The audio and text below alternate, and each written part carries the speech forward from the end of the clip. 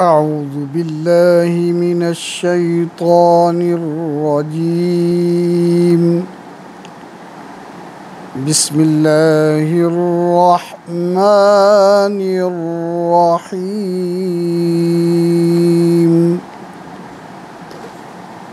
ألم تر كيف فعل ربك بأصحاب الفيل؟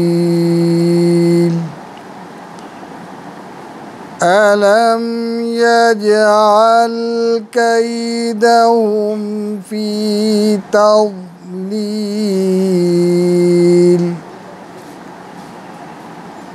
وأرسل عليهم طيرا أبابيل